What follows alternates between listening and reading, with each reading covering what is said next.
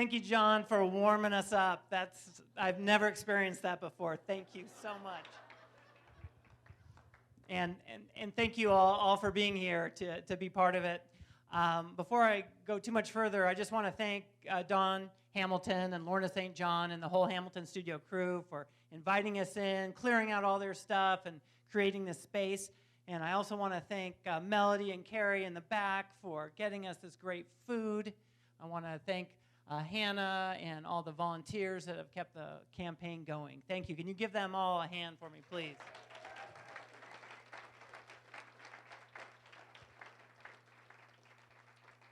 And I want to especially recognize my family who are over here. Lori Powers, my wife, and partner in justice, for sure.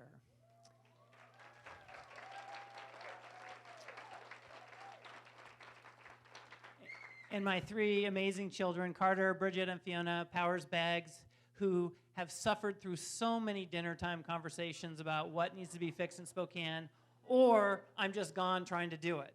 Thank you guys for doing that.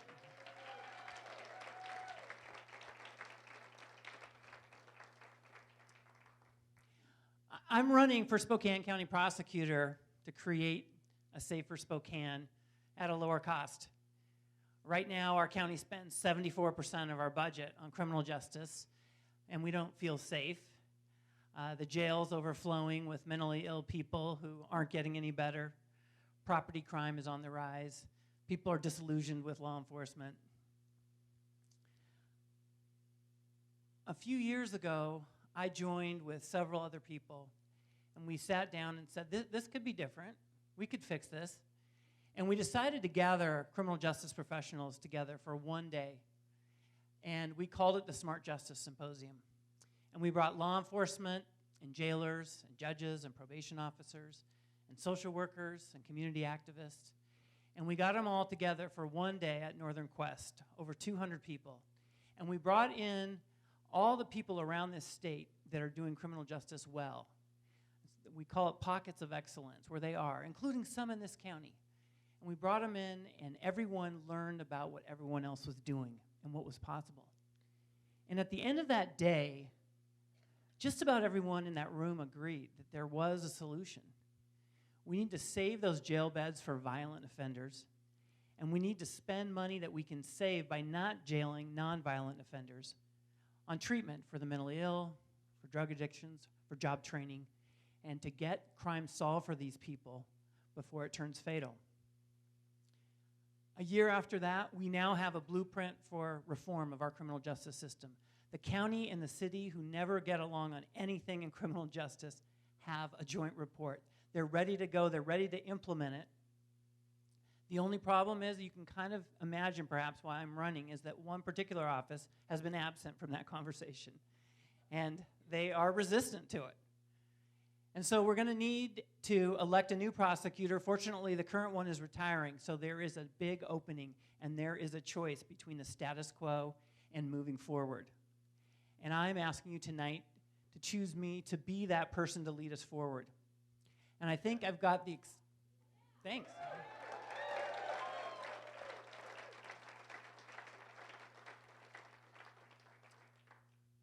For 24 years, I have been holding wrongdoers accountable in this state by trying jury trials, by high-stakes negotiations for change, and for arguing cases to the Supreme Court. I've helped create justice for victims of domestic violence, for victims of drunk drivers, for victims of sexual predators, for the families of people whose children, both young and adults, have been killed wrongfully. And along the way, I've managed 3 different law firms, including the Center for Justice. So I have the experience and the leadership that I can take those 64 deputy prosecutors that are pretty much the biggest law firm in this town and inspire them, hold them accountable, and lead them forward along with every other agency to implement the blueprint for reform.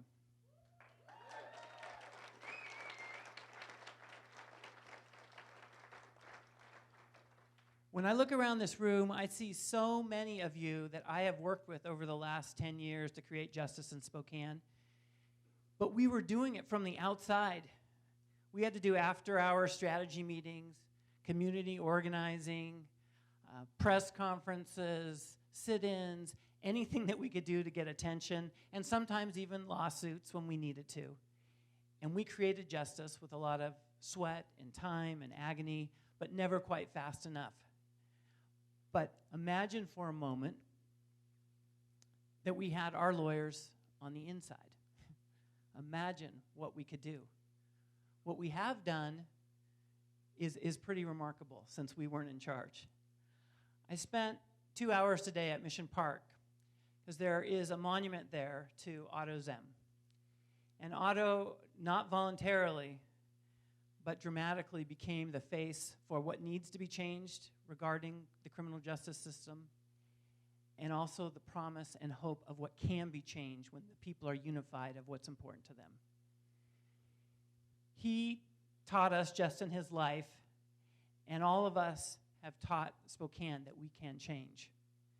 But he is not alone. There have been other cases that we've laid the foundation for justice in Spokane. There's a man named Art, who's a low-income African-American man, who the police impounded his car even though it was legally parked in a parking lot, and then auctioned it off because he was behind on paying his speeding tickets. But his case changed that policy. The police no longer just impound everyone's car who's behind on their speeding tickets. And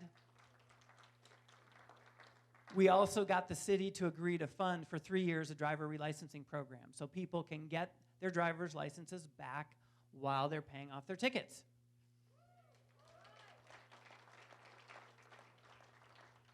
I want to shout out to a young autistic boy in District 81 who was severely assaulted by a security guard who didn't understand how to deal with behaviorally disabled kids.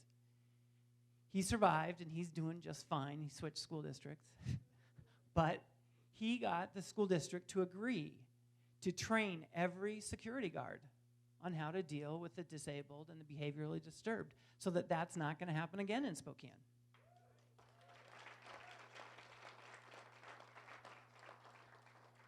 I want to mention Melissa, who was in the Spokane County Jail for some minor thing, and she had mobility impairment, and she fell in the shower because they didn't have ADA grab bars and hurt herself pretty badly.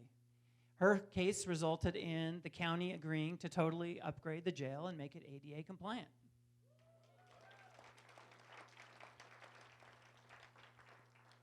And a special shout out to the leadership of Camas Magazine and the Spokane Neighborhood Alliance for holding the city and county liable for not responding to public records requests that ended up in the 2 biggest settlements of the time of public records cases in state history, and has changed the way government responds to citizens across the state, especially in this county. And notably, if somebody breaks into your house and you need a police report to make an insurance claim, you can get one.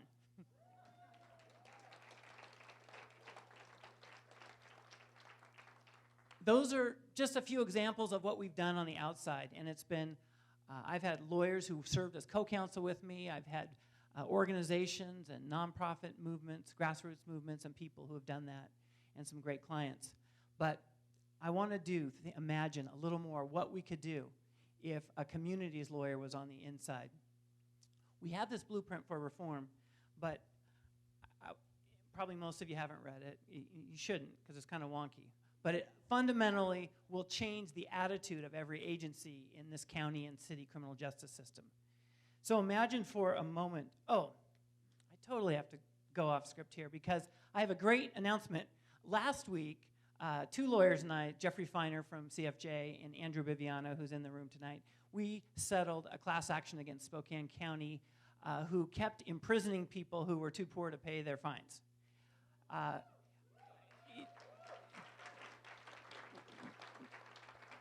We have been working on this for about 5 years. It took us 2 cases. The way it used to work not too long ago is about 30 people every night. You and I were paying $130 a night to have them in the Spokane County Jail because they were too poor to pay their fines. We now, and they didn't have a hearing to determine if they were poor. When we started, they didn't have lawyers. And now they've got it down to just a handful of people every night. So we're saving $1 million a year on that. But more importantly, all these people now have lawyers, and they understand, and the lawyers understand, that if the person is too poor to pay the fine, they can't be jailed.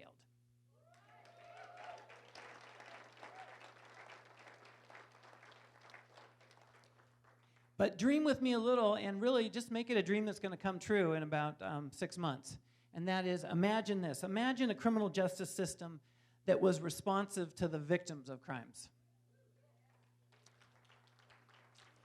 Imagine a criminal justice system before the judge sentenced an offender, the judge had a detailed assessment and understood how dangerous or not dangerous the person was, and what specific intervention would stop them from committing future crimes before the judge decided what to sentence them to.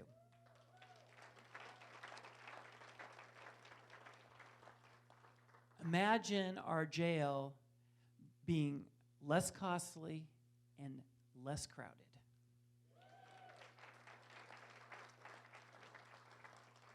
Imagine saving our jail beds for the violent offenders and spending the money on drug treatment that is fueling the property crime epidemic.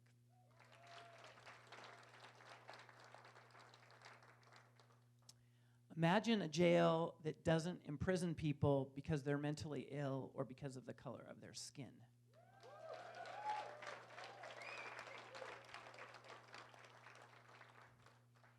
And imagine a criminal justice system that honors all our veterans and doesn't imprison a lot of them and doesn't leave the rest of them homeless out on the street without our support.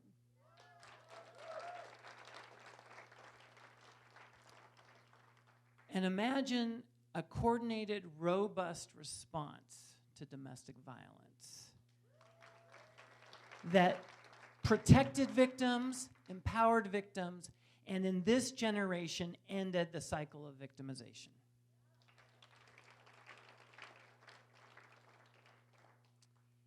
And finally, imagine Spokane, where there was independent civilian oversight of both the police department, the sheriff's department, and prompt investigations of every shooting.